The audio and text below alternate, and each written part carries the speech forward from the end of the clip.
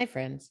Today we're going to read a story called Hanukkah Bear because some of my friends celebrate Hanukkah, some celebrate Christmas, some celebrate Yule, and some celebrate Kwanzaa. And some, I'm not sure what else there is to celebrate, but there are so many things in December. So I'm going to share my screen and we're going to read about the Hanukkah Bear. Old Bear woke from his winter sleep. He poked his nose outside his den. What was that? Something to eat. Old Bear's empty stomach rumbled. He shook himself all over, then lumbered out of his den to follow the delicious smell. I bet Bert the Bear would do that. Bubba Brayna took the last potato latke from the pan and put it in the oven with the others. Bubba Brayna was 97 years old and did not hear or see as well as she used to, but she still made the best potato latkes in the village. Every year at Hanukkah time, all her friends came to her house on the edge of the forest. How they love those latkes. And I'm not sure if I'm saying that right. So maybe some of my friends who celebrate Hanukkah could tell me, is it latkes or am I saying it wrong? So let me know. Bubba Brayna always made plenty, but tonight she made twice as many as usual. Tonight was special. Tonight the rabbi was coming. Bubba Brayna hurried to get ready. Just then she heard a thump on the door. She opened it. Rabbi, you're here early. How nice to see you. Rumph, growled Old Bear. Happy Hanukkah to you too. Please come in. Old Bear walked into the house. I'll take your coat, Rabbi. My, how thick it is. Bubba Brayna tugged at Old Bear's fur. Old Bear roared. Growl. Oh, you want to keep your coat on? Well, that's all right. It is chilly in here.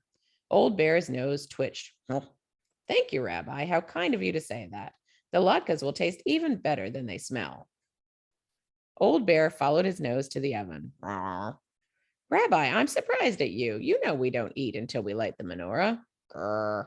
That's all right. I know you were teasing. I'll light the candles. Will you say the blessing? Bubba Brayna struck a match and lit the shamus candle. Then she lit the one for the first night. Old Bear muttered and growled. Who has kept us alive, sustained us, and enabled us to reach this season? Oh, Rabbi, you say the blessing so beautifully. Bubba Brayna sat down at the table. Old Bear sat beside her. Let's play dreidel. We'll use these nuts. Old Bear cracked one with his teeth. Rabbi, you won't have any nuts for the game if you eat them. Growled Old Bear. Don't worry, I have plenty of nuts if you need more. Bubba Brayna spun the dreidel. It stopped on the letter Kimmel. I win. Bubba Brayna swept the nuts into her apron. Rawr, Old Bear roared. Don't be angry, Rabbi. It's only a game. She tossed him a nut. Old Bear begged for more. No, Rabbi, no more nuts. It's time for dinner. Bubba Brayna opened the oven door and took out a platter piled high with steaming potato latkes. Old Bear sniffed the latkes as she set them on the table. Do you prefer sour cream or jam? Bubba Brayna asked. Rawr, Old Bear growled. Jam? I thought so.